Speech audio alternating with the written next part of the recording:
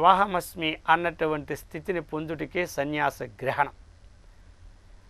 కాబట్టి ఆ స్థితిని పొందినటువంటి సాధన చేయుటే శ్రవణం. ఆ సాధన మార్గాన్ని చక్కగా సన్యస్య శ్రవణము కుర్యాత్. కాబట్టి చక్కనైనటువంటి శ్రవణాన్ని, మననాన్ని, నిధిధ్యాసని ఆచరిస్తూ ఉపనిషత్తులను చక్కగా జపిస్తూ పఠిస్తూ ప్రణవాది దివ్యమంత్రాన్ని జపిస్తూ ఈ ప్రకారముగా సాధనా మార్గములో తన స్వరూపం తెలుసుకోవడానికి ప్రయత్నం చేసిన వాడే సన్యాసి. కాబట్టి ఈ నియమాలన్నీ కూడా చెప్పారన్నమాట. అందుకు శ్రద్ధాం సర్వప్రాణినాం శుభకర్మ ప్రవృత్తి హేతుభూతాం. శ్రద్ధాం మొట్టమొదటి హిరణ్య గర్భుడి నుంచి ఉద్భవించినది ఏమిటి అంటే శ్రద్ధ. ఆ ప్రాణము నుండి శ్రద్ధ, ఆస్తిక్య బుద్ధి అటువంటి విషయాన్ని అది శుభకర్మ ప్రవృత్తి కారణభూతాం. తతః ఇక దాని వలన కర్మ ఫలోపభోగ సాధనాధిష్టానాని కారణభూతాని మహాభూతాని అసృజత. దేనివలన ఆ యొక్క శ్రద్ధ అన్నమాట. ఆ శ్రద్ధ వల్ల ఏమి ఉత్పత్తి అవుతుందంటే తతః శ్రద్ధ వలన కర్మఫలోపభోగ కర్మఫలాన్ని అనుభవించుటకు సాధనాధిష్టానాని సాధనములు అయినటువంటి కారణభూతాని కారణభూతములైనటువంటి మహాభూతాని కారణభూతములు మహాభూతములను అసృజత అది పుట్టించాడనమాట భగవంతుడు. వాటి నుండి అవి ఏమిటవి? ఖం శబ్దగుణం, అది శబ్దగుణకం ఆకాశ. ఇక మొట్టమొదట పుట్టించినటువంటి విషయం ఏమిటి అంటే దీనినే పంచీకరణము అంటాం మనం. పంచీకరణం చెప్పుకుంటాం కదా. కాబట్టి మరి ఏమిటి పంచీకరణం అపంచీకరణం అన్నటువంటి విషయాలు. మొట్టమొదటి పుట్టినటువంటివి ఆకాశం, ఆకాశము నుండి వాయువు, వాయువు నుండి అగ్ని, అగ్ని నుండి జలము, జలము నుండి పృథివీ. ఈ ప్రకారముగా మనకి సృష్టికి పంచభూతములైనటువంటి ఆ భూతములను సృష్టి జరిగిందనమాట. అయితే ఆ పంచభూతముల సృష్టికి విషయం చెబుతున్నారు. ద్విధా విధాయ చేకైకం చతుర్థా ప్రథమం పునః స్వశ్వేతర ద్వితీయాంశై యోజనాత్ పంచ పంచతే. వేదాంతరీత్యా సృష్టిక్రమం చెబుతూ ఉన్నారు. కాబట్టి మనకు ఉపనిషత్తు ద్వారా హిరణ్యగర్భుడి నుంచి పుట్టినటువంటి శ్రద్ధ అని చెప్పుకున్నాం. ఆ శ్రద్ధ నుండి ఇవన్నీ పుట్టాయని ఆకాశం. కాబట్టి ఈ పరంపరలోనైనా సరే ఎట్లా అంటే దీనినే అపంచీకృత మహాభూతాలు అంటారు. మొట్టమొదట పుట్టినటువంటి ఆకాశము, వాయువు, అగ్ని, జలము, పృథ్వీ, వీటిని ఏమంటారు? అపంచీకృత మహాభూతములు. అంటే ఇవి ఏమీ పంచీకరణ చేయలేదన్నమాట. ఇవి ఎలాగైతే స్వతసిద్ధంగా ఉన్నాయో ఆ ప్రకారంగా ఉండేవన్నమాట. అందుచేత చెబుతున్నారు వీటిని చెప్పి. అయితే మరి ఇవి పుట్టిన తరువాత మరి పంచీకరణము జరిపారు. ఆ పంచీకరణము జరపకముందు పుట్టినవి ఏమిటి? పంచీకరణము చేశారు. పంచీకరణం ఎలా చేశారు అన్నటువంటిది ప్రశ్న. అంటే ఇప్పుడు ఆకాశం ఉంది. ఆ ఆకాశాన్ని ద్విధా విధాయ చేకైకం, ద్విధా విధాయ ఏకైకం, ఏకైకం అంటే ఒక్కొక్క దానిని రెండు విధాలుగా చేసి. ఎట్లా? ఆకాశం ఉంది, ఆ ఆకాశము రెండు భాగాలు చేయడం అన్నమాట. మరి రెండు భాగాలు చేస్తే ఇప్పుడు ఏమైంది? ఈ రెండు భాగాలలో ఇక చతుర్థా ప్రథమం పునః ఒక భాగాన్ని రెండు భాగాలలో ఒక భాగాన్ని 4 భాగాలు చేస్తారు. చతుర్థ అంటే 4 భాగాలు. ఇప్పుడు సగభాగమేమో ఆకాశం ఉంది. ఇప్పుడు ఆ రెండవ భాగాన్ని ఎంత చేశారు? 4 భాగాలుగా చేయడం జరిగింది అన్నమాట. మరి ఈ 4 భాగాలని ఒకటి అలాగనే వాయువును కూడా ముందు 2 భాగాలు చేసి ఆ మిగతాది 4 భాగాలు. ఆ ప్రకారంగా అగ్నిని కూడా 2 భాగాలు చేసి మిగతాది 4 భాగాలు.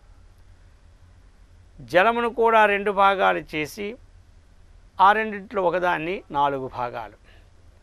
భూమిని కూడా 2 భాగాలు చేసి వానిలో ఆ రెండవ భాగాన్ని 4 భాగాలుగా చేశారు.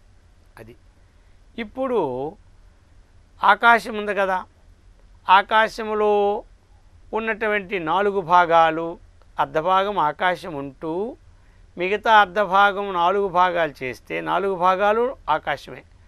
ఈ 4 భాగాలు కూడా వాయువుకు ఒక భాగము ఆకాశంలోనిది, రెండవ భాగం అగ్నికి, మూడవ భాగం జలానికి, 4వ భాగం భూమి అంటే పృథ్వీకి.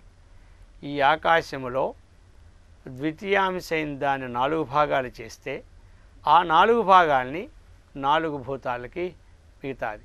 ఇప్పుడు ఆ 4లో 4 తీసుకొచ్చి ఆకాశంలో, ఆ 4లో 4 తెచ్చి ఆకాశాన్ని. కాబట్టి ఈ విధముగా పంచీకరణాన్ని అర్థం చేసుకునే శక్తిని ఆ శృతిమాత మనకు అందించుగాక. ఓం శాంతి శాంతి శాంతి. హరి ఓం తత్సత్.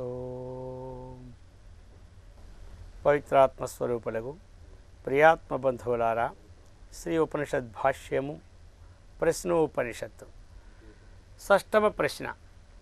ప్రశ్నోపనిషత్తులో నిన్న మనం ఆ శ్రద్ధ నుండి పంచభూతాలు అంటే ఆకాశం పుట్టిందని, ఆ ప్రకారం ఆకాశం నుండి వాయువని చెప్పుకున్నాం.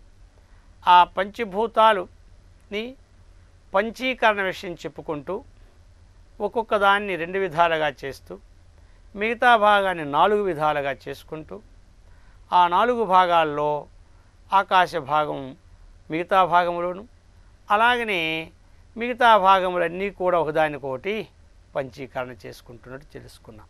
ఇప్పుడు వాయువు ఉన్నారు, వాయువులో 4 భాగాలు ఉన్నాయి. వాయువులో ఉన్న 4 భాగాలు 4టి పనిచేసి ఆ 4లో ఉన్న 4 భాగాలు దీనిలో తెచ్చుకోవడం. ఈ ప్రకారముగా చేసేటప్పుడు ఏమైంది? అది అపంచీకృతం అని చెప్పి అన్ని మహాభూతాలైతే వీటిని పంచీకృతం అన్నమాట. అయితే మరి ఈ యొక్క ఆకాశము పుట్టినది అన్నప్పుడు ఎట్లా పుట్టినది, దేని నుంచి పుట్టినది? ప్రకృతి 3 గుణములు కదా, అందుకని చెప్పారు. అజ్ఞానమునకు 2 శక్తులు ఉంటాయన్నమాట. ఆ 2 శక్తులలో ఒకటి ఆవరణ శక్తి, రెండవది విక్షేప శక్తి. విక్షేప శక్తిని ప్రధానంగా చేసుకుంటారు. ఎందుకు? విక్షేప శక్తి లింగాది బ్రహ్మాండాంత లింగాదేహే అన్నారు. విక్షేప శక్తి వలనే ఈ 14 భువన బాంధవులు కూడా ఉత్పత్తి. మరి ఎట్లా ఉత్పత్తి అయినవి అంటే ఇక్కడ చెప్పారు తమః ప్రధానం. ఏమిటి ప్రధానం అంటే తమోగుణ ప్రధానం.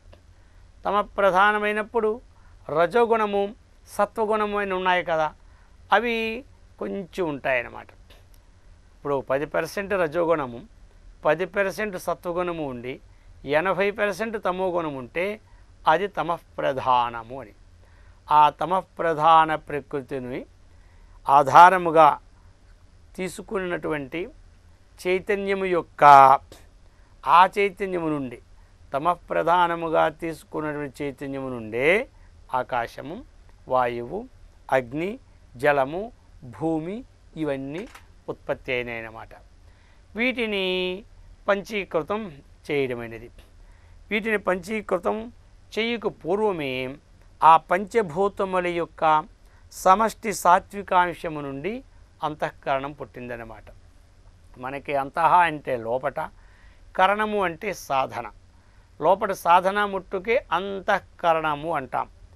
కాబట్టి ఈ అంతఃకరణము దేని వలన పుట్టినది, ఎలా ఉత్పత్తి అయినదంటే మనం ఏ విధంగా తెలుసుకోవాలి?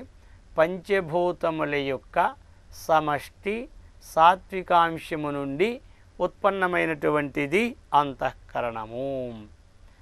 వ్యష్టి అంటే అలా అలా ఆకాశం వేరు అలా ఉంటుంది. సమష్టి అంటే అన్నిటి యొక్క 5 కలిపి వాటి యొక్క సాత్వికాంశం నుండి పుట్టినదే అంతఃకరణం. మరి అంతఃకరణము ఒకటే కదా లోపట ఉన్నది. అంతః అంటే లోపట, కరణము అంటే సాధన పనిముట్టు అన్నమాట. మరి దీనిని లోపల మనం పిలుస్తుంటాం మనోబుద్ధి చిత్తాహంకారము అంటాం. మరి ఎట్లా అంటే వృత్తి భేదాత్తు చతుర్థా భవతి. సంకల్ప వికల్పమైతే మనస్సు అంటాం. ఆ విధంగానే నిశ్చయాత్మకమైతే బుద్ధి, చింతిస్తుంటే చిత్తం, నేనంటే అహంకారం. ఇది ఆ యొక్క వృత్తి భేదాన్ని బట్టి ఈ 4 విధాలుగా అంతఃకరణం ఉంటుందన్నమాట. ఆ ప్రకారముగా పంచభూతముల యొక్క సమష్టి రజోగుణ అంశం నుండి పుట్టినదే ప్రాణం. అది మనకి ఈ 2 ముఖ్యమే, మనస్సు ప్రాణం. అంతఃకరణం మనస్సు. అలాగనే ఈ యొక్క ప్రాణం ఎలా ఉత్పత్తి అయినదంటే పంచభూతముల యొక్క సమష్టి రజోగుణ అంశము నుండి పుట్టినటువంటిది ప్రాణం ఒకటైనా ఇది కూడా మరలా వృత్తిభేదాత్తు పంచదా భవతి. ఎట్లా అంటే ప్రాణము, అపానము, వ్యానము, ఉదానము, సమానమని 5 విధాలు. కాబట్టి ఇవి వాటి పనులను బట్టి ఈ 5 విధాలైన పేర్లు వాటికి వచ్చి ఉన్నాయి.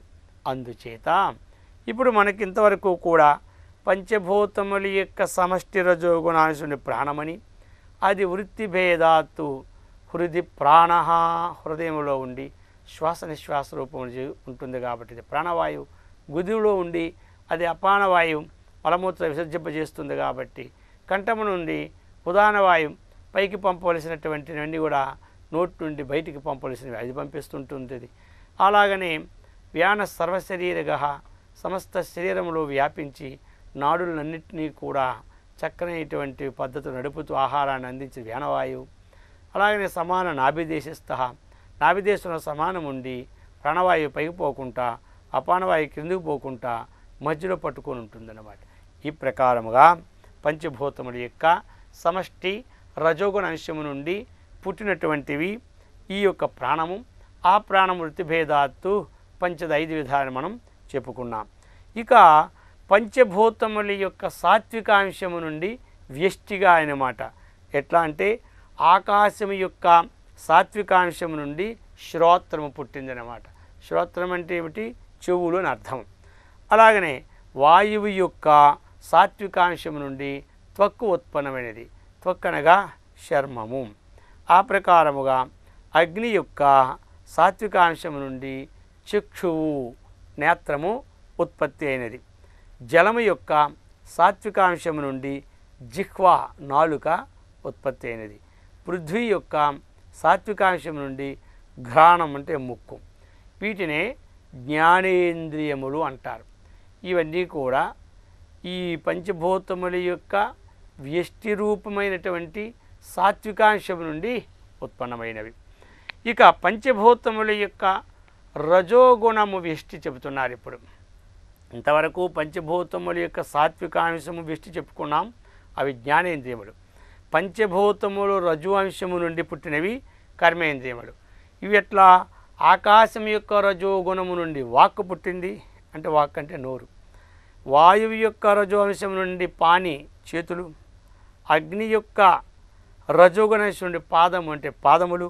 జలము యొక్క రజోగుణాంశం నుండి పాయువు మల విసర్జన స్థానము. పృథ్వీ యొక్క రజోగుణాంశం నుండి ఉపస్థ అంటే మూత్ర విసర్జన చేసినటువంటి స్థానం. వీటిని ఏమంటారు? కర్మేంద్రియములు అంటారు. ఇంతవరకు జ్ఞానేంద్రియములు, కర్మేంద్రియములు ఉత్పత్తి చెప్పినారు. స్థూల శరీరం, అలాగనే సూక్ష్మ శరీరం, కారణ శరీరం, ఇవి కూడా మన శరీరంలోనే ఉన్నాయి. సూక్ష్మ శరీరం అంటే పంచ జ్ఞానేంద్రియాలు, పంచ కర్మేంద్రియాలు, పంచప్రాణములు, మనస్సు, బుద్ధి ఈ 17 కలిగి సూక్ష్మ శరీరం. ఇవి అపంచీకృతములు. ఇంతవరకు కూడా ఈ సూక్ష్మ శరీరములో ఉన్నటువంటివన్నీ కూడా అపంచీకృతములు అన్నమాట. జ్ఞానేంద్రియములు, కర్మేంద్రియములు, పంచప్రాణాలు, మనస్సు, బుద్ధి ఈ 17 తత్వములతో కూడినటువంటిది. ఇది ఏమిటి అంటే ఈ ప్రకారముగా చెప్పుకొచ్చారు. ఇంతవరకు కూడా మనకి ఈ పంచీకరణ విషయములు ఎందుకు పంచీకరణ చేయవలసిందంటే, ఈ భౌతిక సృష్టి ఎప్పుడైతే చేయాలో ఈ సూక్ష్మమైనటువంటి మహాభూతముల ద్వారా కాదు, వీటిని స్థూలాకారముగా చేసుకుంటూ పంచీకృతం చేసిన తరువాత సృష్టి 14 భువనబాంధవులు కూడా మనకి సృష్టించడానికి అవకాశం ఉంటుంది. జ్ఞానేంద్రియములు మనం చెప్పుకున్నాం. అయితే ఈ జ్ఞానేంద్రియములకు మరల ఎవరుంటారు? అధిష్టాన దేవతలు కూడా ఉంటారు. ప్రతి జ్ఞానేంద్రియానికి కానీ కర్మేంద్రియానికి కానీ అధిష్టాన దేవతలు. ఇప్పుడు జ్ఞానేంద్రియాలు 5 చెప్పుకున్నాం. శ్రోత్రము, మరి శ్రోత్రానికి అధిష్టాన దేవత ఎవరంటే దిక్కు అన్నమాట. అది ఈ శ్రోత్రానికి మరి విషయం ఏమిటంటే శబ్దం. శబ్ద గుణకం ఆకాశం అని నైయాయికులు చెబుతూ ఉంటుంటారు. శబ్దము గలది ఆకాశము అని. అయితే ఈ శబ్దము ఏమైంది? శ్రోత్రేంద్రియానికి విషయమైందనమాట. అలాగనే ఇప్పుడు మనము శ్రోత్రేంద్రియానికి అధిదేవత దిక్కు, విషయం శబ్దము అని తెలుసుకున్నాం. ఇక త్వగింద్రియానికి చర్మానికి అధిదేవత వాయువు, విషయము స్పర్శం. అది శీతస్పర్శము, ఉష్ణస్పర్శము, ఏదో ఒక స్పర్శం. మొత్తం మీద విషయమైంది స్పర్శము. ఇక చక్షు ఉన్నాడు. చక్షువుకి అధిదేవత సూర్యుడు, విషయమేమో రూపము. జిహ్వ ఉంది. జిహ్వకి అధిదేవత వరుణుడు, ఈ యొక్క విషయము రసము. ఘ్రాణము, ఘ్రాణేంద్రియానికి అధిదేవత అశ్వినిదేవతడు, విషయము గంధము. ఈ ప్రకారముగా జ్ఞానేంద్రియములు వాటి అధిదేవతలు మనకు తెలుసుకున్నాం. కర్మేంద్రియాలు, ఇప్పుడు కర్మేంద్రియాలంటే వాక్కు, పాని, పాదము, పాయువు, ఉపస్థ. ఇందులో వాక్ అనేది మనకి నోరు. మరి దీనికి అగ్ని అధిదేవత, విషయము వచనం. అగ్ని అధిదేవత దీనికి. ఎప్పుడైతే అగ్ని అధిదేవత విడిచిపెడుతుందో వాక్కు ఉన్నా సరే మరి మాట అది ఆడడం ఉండదు, అంటే మూకతనం వస్తుందన్నమాట. అందుచేత అధిదేవత యొక్క అనుగ్రహాన్ని కూడా సంపాదించుకోవాలి. కర్మేంద్రియముల్లో మొదటిది వాక్కు. ఆ వాక్కుకి అగ్నిదేవత. విషయం ఏమిటంటే వచనం, భాషణం. పాని కర్మేంద్రియముల్లో రెండవది పాని అంటే చేతులు. ఈ చేతులకు అధిదేవత ఎవరంటే ఇంద్రుడు అన్నమాట. ఇక విషయం ఏమిటంటే ఆదానము, ప్రధానము. విషయం ఇవ్వడము, పుచ్చుకోవడము ఈ యొక్క చేతులకు. ఈ ప్రకారముగా మూడవది పాదం కర్మేంద్రియములలో. పాదము దీనికి అధిదేవత ఉపేంద్రుడు. విషయం ఏమిటి? గమనాగమనం, వెళ్ళడము, రావడం.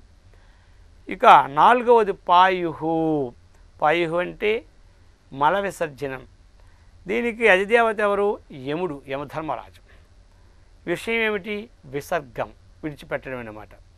అలాగనే ఐదవది ఉపస్థ. వాక్, పాని, పాద, పాయు, ఉపస్థ మూత్రేంద్రియం.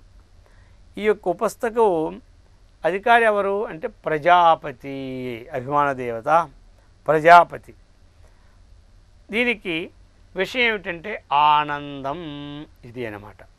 అందుచేత ఈ విధముగా పంచీకరణ మనం తెలుసుకుంటూ ఉన్నాం. ఇక అంతఃకరణం ఉంది. అంతఃకరణము వృత్తి భేదాత్తు మనస్సు, బుద్ధి, చిత్తము, అహంకారం. మరి మనస్సుకి అధిదేవత ఎవరు? చంద్రుడు. విషయం ఏమిటి? సంకల్పం, వికల్పం. బుద్ధికి అధిదేవత బ్రహ్మ, విషయము నిశ్చయము. చిత్తానికి అధిదేవత శంకరుడు, విషయము చింతన. ఈ ప్రకారముగా అహంకారానికి అధిదేవత అచ్యుతుడు, విషయం ఏమిటి? గర్వం. కాబట్టి ఇప్పుడు ఇంతవరకు కూడా జ్ఞానేంద్రియాలు, కర్మేంద్రియాలు, అంతఃకరణము, పంచప్రాణాలు, ఈ విషయాలన్నీ స్పష్టమవుతాయి. అందుచేత ఈ ప్రకారముగా మనకు అటువంటి పంచీకరణమును గ్రహించినటువంటి శక్తిని శృతిమాత మనకు అందించుగాక. ఓం శాంతి శాంతి శాంతి. హరి ఓం తత్సత్. పవిత్రాత్మస్వరూపులకు ప్రియాత్మ బంధువులారా, శ్రీ ఉపనిషద్ భాష్యము ప్రశ్నోపనిషత్తు షష్టమ ప్రశ్న. ఈ షష్టమ ప్రశ్నలో మనం పంచీకరణ విషయాన్ని తెలుసుకుంటూ ఉన్నాం. నిన్నను ఇంద్రియములు, వాటి అధిష్టాన దేవతలు, వాటి యొక్క విషయాలు ఇవన్నీ కూడా మనం తెలుసుకున్నాం. అలాగనే మనం పంచకోశాలు అంటాం. పంచకోశాలు అంటే ఏమిటి అనేది మనం ఇప్పుడు ఇవి కూడా ఇందులో అన్నమయము, ప్రాణమయము, మనోమయము, విజ్ఞానమయము, ఆనందమయమని 5 కోశాలు అన్నమాట. మనకి పంచకోశములు అనగా అన్నమయము, ప్రాణమయము, మనోమయము, విజ్ఞానమయము, ఆనందమయం. అన్నమయం అనగా ఏమిటి అంటే అన్నరసము ద్వారా మాతాపితృల యొక్క శుక్లశోణితములతో ఈ స్థూల శరీరము ఉత్పన్నమైనదన్నమాట. ఇదెందుకు? సుఖ దుఃఖానుభవ రూప భోగములకు స్థానముగా ఉన్నది ఈ శరీరం. సుఖం కానీ, దుఃఖము కానీ ఇత్యాదులకు ఈ యొక్క స్థూల శరీరము ఈ విధంగా మనకి ఉత్పన్నమైనది. అందుచేత అన్నమయం.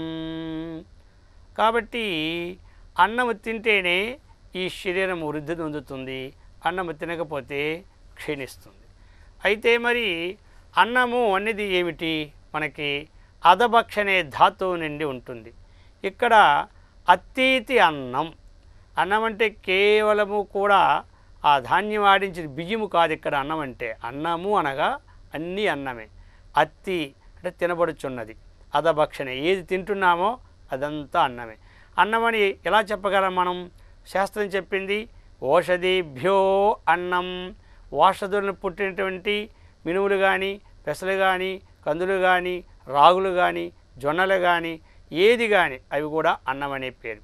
పాలు కానీ, పండ్లు కానీ వీటి పేరు కూడా అన్నమే. ఎందుకు? ఓషధుల నుంచి పుట్టినటువంటి ప్రతి విషయము కూడా అన్నము అని పేరనమాట.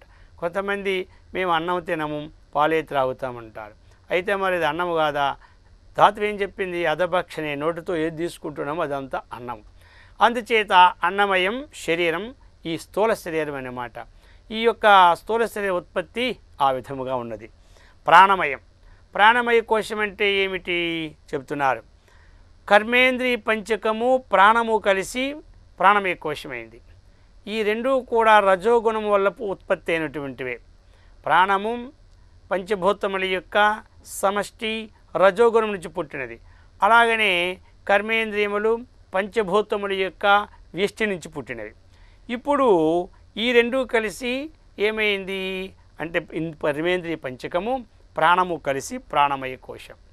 కోశవత్ ఆచ్ఛాదనాత్. కాబట్టి కోశం అంటే ఒక వర.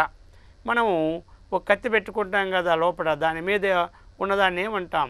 వర. వరలో ఆ విధంగా ఆ కత్తికి రక్షణ, అది అడ్డు.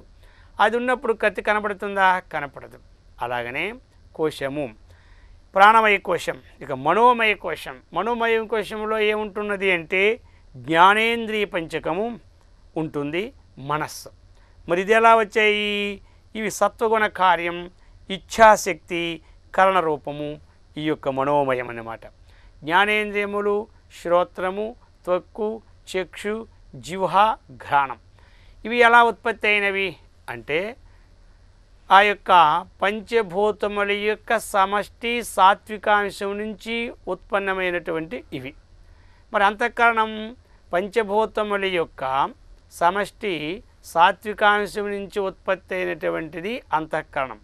అంతఃకరణానికి సంబంధించిందే మనస్సు. మరి జ్ఞానేంద్రియాలాగా పంచభూతముల యొక్క వ్యష్టి విడివిడిగా సాత్వికాంశం నుంచి పుట్టినవి. అందుచేత ఈ రెండూ కలిసి మనోమయ కోశం. మనోమయ కోశములో సత్వగుణ కార్యము, ఇచ్ఛాశక్తి, కరణ రూపం అన్నమాట. విజ్ఞానమయ కోశం, విజ్ఞానమయ కోశం అంటే జ్ఞానేంద్రియాలు 5, బుద్ధి అన్నమాట. ఇవి కలిసి ఏమైంది? విజ్ఞానమయ కోశమైంది. ఇవి సత్వగుణ కార్యమే. జ్ఞానశక్తిమాన్ ఇది కర్తృరూపం, మనస్సు కరణ రూపమైంది మనోమయం, బుద్ధి ఏమో కర్తృరూపం. ఈ ప్రకారముగా కర్తృ భోక్తు ఇత్యాది రూపం అన్నమాట. ఆనందమయ కోశం, ఆనందమయ కోశములో ఏముంటున్నది అంటే ప్రియము, మోదము, ప్రమోదము ఇవి ఈ వృత్తి సంబంధముగా కలిగి అజ్ఞానప్రదమైనటువంటి అంతఃకరణం ఏదుందో దానిని ఆనందమయం అంటామన్నమాట.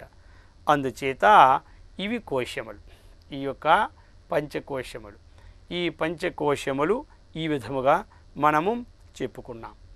ఏతేభ్యః పంచీకృతేభ్యః భూతేభ్యః భూలోకము, ఇవన్నీ కూడా ఏతేభ్యః పంచీకృతేభ్యః ఈ పంచీకృతము చేయబడినటువంటి వాటి ద్వారా ఏమి అంటే సప్త లోకాలు, అధోలోకాలు 7, ఊర్ధ్వలోకాలు 7 అన్నమాట. అందులో ఊర్ధ్వలోకాలు చెబుతున్నారు. భూలోకము, భువర్లోకము, మహాలోకము, జనలోకము, తపోలోకము, సత్యలోకము ఇత్యాది. మనం రోజు అనుకుంటాం ఓం భూః ఓం భువః ఓం సువః ఓం మహః ఓం జనః ఓం తప ఓం సత్యం. ఇవి కూడా 7. అందుకే చెప్పారు భూలోకము, భువర్లోకము, స్వర్లోకము, మహాలోకము, జనలోకము, తపోలోకము, సత్యలోకం ఇవి 7. ఇవి ఉపరిభాగంలో ఉన్నాయి ఊర్ధ్వలోకాలు. అధోలోకాలు ఎన్ని? 7. ఆ 7 ఏమిటి? అతలం, వితలం, సుతల, రసాతల, తలాతల, మహాతల, పాతాళం ఇవి అధోలోకములు అన్నమాట. అతలలోకము, వితలలోకము, సుతలలోకము, రసాతలలోకము, తలాతలలోకము, మహాతలలోకము, పాతాళలోకములన్నిటివి ఇవి 7 అన్నమాట. ఈ ప్రకారముగా మనకి పంచీకృతము అయిన తరువాత పుట్టినటువంటిది ఈ చరాచరమైనటువంటి జగత్తు అన్నమాట. ఇవన్నీ కూడా పంచీకరణం. ఇక ఈ పంచీకరణము చేసిన తరువాత చతుర్విధ స్థూల శరీరాన్ని, ఎందుకు అంటే మనకి 4 విధాల స్థూల శరీరాలు ఉన్నాయి. ఎట్లావి? జరాయుజం, అండజం, ఉద్భిజం, శ్వేదజం ఇవి 4. జరాయుజం అంటే ఏమిటి? గర్భాశయ సంచిక నుండి జన్మించిన మనుష్యుడు. ఎవరంటే మనుష్యుడు, మానవులందరూ కూడా. అలాగనే పశువులు, ఆవులు ఉన్నాయి కదా, ఇవన్నీ గర్భాశయము ద్వారా పుట్టినటువంటిది. వీటికి జరాయుజం అన్నమాట. ఇక అండజం, అండాత్ జాయితే ఇది అండజ. అండము అంటే ఏమిటి? గుడ్లు నుండి పుట్టినవన్నమాట. ఇది అండం. ఇవేమిటివి? గుడ్ల నుంచి పుడతాయి పక్షులు, సర్పాలు ఈ మొదలగునవి. ఇవన్నీ కూడా గుడ్ల నుండి పుడతాయి. ఇంకా ఉద్భిజం, ఉద్భిజం ఉత్ అంటే పైకి లేపుట. ఎక్కడివి? భూమి నుండి పుడతాయి. చెట్లు, తృణములు, పర్వతాలు ఇవన్నీ కూడా ఏమిటి? ఉద్భిజములు అన్నమాట. శ్వేదజం, శ్వేదజం అంటే చెమట, మురికి నీటి, వీటి వల్లను దోమలు, పేన్లు ఇత్యాది అన్నీ కూడా పుడుతుంటాయన్నమాట. అందుచేత ఈ ప్రకారముగా ఈ పంచీకృత విషయములలో మనకి అందించారన్నమాట. ఈ ప్రకారముగా అందిస్తూ ఈ పంచభూతముల యొక్క తత్వాలు ఇంకా చెబుతూ ఉన్నారు. తత్వపంచకాన్ని కూడా ఎట్లా అంటే ఆకాశతత్వం ఉంది.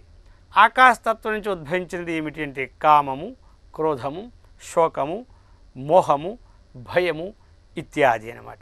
వాయుతత్వం నుండి చలనము, వలనము, దావనము, ప్రసారము, ఆకుంచనం ఇత్యాది. తేజస్తత్వం నుండి క్షుధ, తృష్ణ, ఆలస్య, నిద్ర, కాంతి ఇవి అన్నమాట. జలతత్వం నుండి శుక్రము, శోణితము, లాలాజలం, మూత్రము, శ్వేదము ఇవి 5. పృథ్వీతత్వం నుండి ఏమిటి? అస్థి, మాంసము, నాడి, త్వక్కు, రోమములు. ఈ విధముగా ఈ పంచమహాభూతముల నుండి తత్వపంచకం అనేటువంటివి ఇవి కూడా ఒకదాని నుండి 5 ఉత్పన్నమైనవి అన్నమాట. ఈ యొక్క పంచీకరణం యొక్క స్వరూపము ఇది అన్నమాట. అందుచేత మనము ఈ పంచీకరణ విషయము కూడా తెలుసుకోదగినది. చాలామంది పంచీకరణం అంటే ఏమో అనుకుంటారు. ఈ విషయాన్ని చక్కగా గ్రహించుకున్నట్లయితే పంచీకరణం యొక్క స్వరూపాన్ని మనము తెలుసుకున్నట్లన్నమాట. అపంచీకృతము అంటే పంచీకరణము చేయబడినవి అంటే మొట్టమొదట ఆ యొక్క ఉత్పత్తికి ప్రప్రథమముగా పుట్టినవన్నమాట. అయితే మరి తైత్రీయ ఉపనిషత్తులో డైరెక్ట్గా ఆత్మనః ఆకాశ సంభూత ఆకాశాద్వాయు వాయోరగ్ని అగ్నేరాప అద్భ్య పృథివీ పృథివ్యాం వషదీభ్యో అన్నం అని చెప్పుకొచ్చారన్నమాట.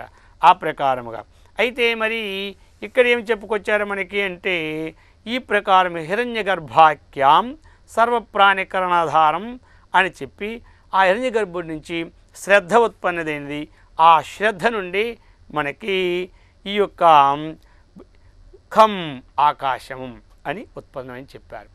ఈ విధముగా వేదాంత విషయంలో ఇది ఇంచుమించు ఒక్కటే అర్థం అన్నమాట. అయితే మరి ఇప్పుడు ఆకాశం ఉంది మనకి.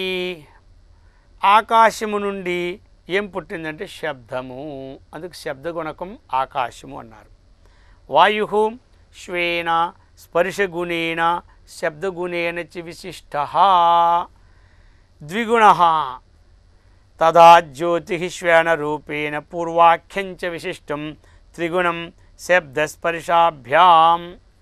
ఇక్కడ మనం ఏమిటంటే ఆకాశం నుండి పుట్టినది ఏమిటి? శబ్దగుణం పుట్టింది. మరి ఆకాశం నుండి ఏం పుట్టింది? వాయువు. ఇప్పుడు చూడండి, ఆ వాయువులో శబ్దము ఉంటుంది. వాయువునికి సంబంధించిన గుణం ఏమిటి స్పెషల్ అంటే స్పర్శ గుణం. స్పర్శము ఉంటుంది, శబ్దము ఉంటుంది. ఎందులో? వాయువు.